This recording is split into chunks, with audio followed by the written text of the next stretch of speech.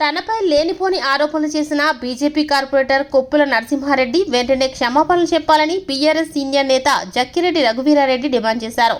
మన్సూరాబాద్లోని తన నివాసంలో ఏర్పాటు చేసిన విలేకరుల సమావేశంలో ఆయన మాట్లాడారు.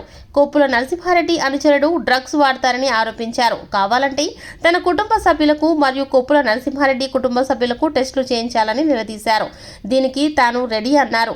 అంతేకాకుండా బీజేపీ కార్పొరేటర్ కొప్పుల అనుచరులు జూదం ఆడిపించడం, అలాగే మరో అనుచరుడు బ్రోథల్ హౌస్ కూడా నడుపుతాడని రఘువీరారెడ్డి ఆరోపించారు.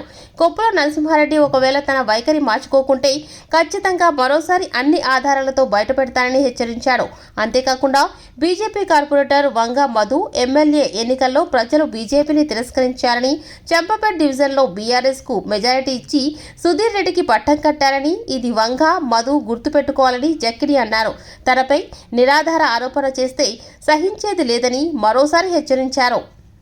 అడగడానికి వెళ్ళిన సందర్భంలో మా మీద వాళ్ళు దాడి వాళ్ళ బలగాంతో దాడి చేయించి పోలీసులతో అరెస్ట్ చేయించి ఇష్టం ఉన్నట్టు మమ్మల్ని కొట్టి తిట్టి మమ్మల్ని కించపరిచి అరెస్ట్ చేసిన విషయం అందరికి తెలిసిందే.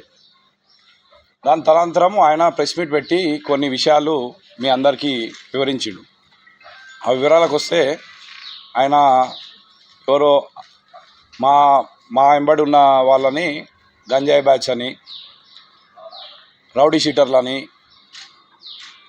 మా కార్యకర్తలని మేము వాడుకుంటున్నామని ఇష్టం ఉన్నట్టు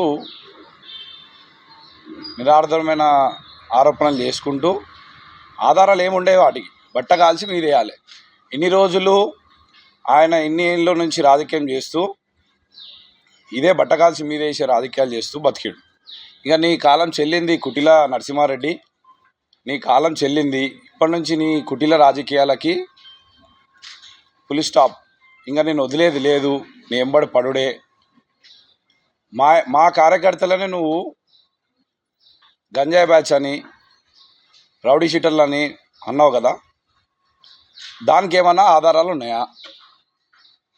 నీ ఎంబడి తిరిగే బ్యాచు గంజాయి అమ్ముతూ, గంజాయి తాగుతూ, రోజు డ్రగ్స్కి బానిసలయ్యి నువ్వు చెప్పిన పనులు చేసుకుంటూ ఉన్నోళ్ళ పేర్లు నేను ఈరోజు బయట పెడతా ఆధారాలతో. నెక్స్ట్ టైం ఆధారాలతో. ఎందుకంటే ఒక లైఫ్ నేను ఖరాబ్ చేద్దాం అనుకుంటున్నా.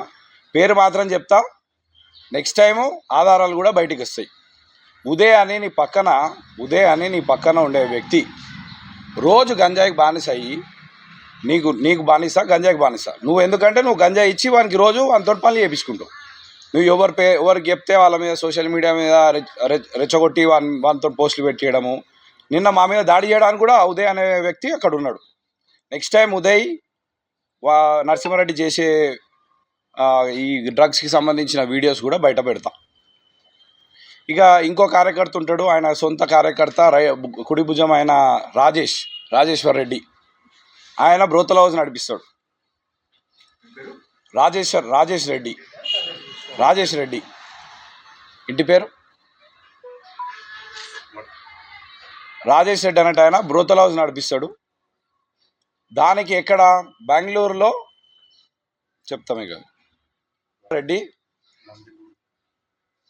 నందికోడ్ పోలీస్ స్టేషన్ నందికోడ్ పోలీస్ స్టేషన్లో బెంగళూరులో 5 బ్రోతళ్ళతోటి ఈయననే ఇన్ఛార్జ్, దానికి బ్రోతల్ హౌస్కి ఇన్ఛార్జ్ దొరికిండు. అక్కడ ఎఫ్ఐఆర్ కూడా జరిగింది. అది కూడా నెక్స్ట్ ప్రెస్ మీట్లో పెడతా.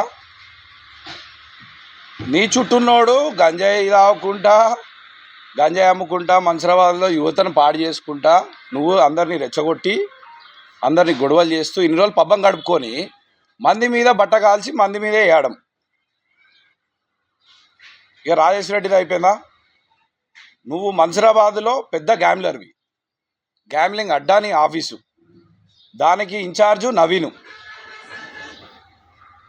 నవీన్ అనే వ్యక్తి నీ ఇంకో రైట్ హ్యాండు, నీ పిఏ అనుకో, నీ ఇంకో ఆత్మ అనుకో. ఆయన నువ్వు కలిసి ఈడ గ్యామ్లింగ్ అడ్డాలు నడిపిస్తలేవా? కెసినోలు నడుపుతాడు.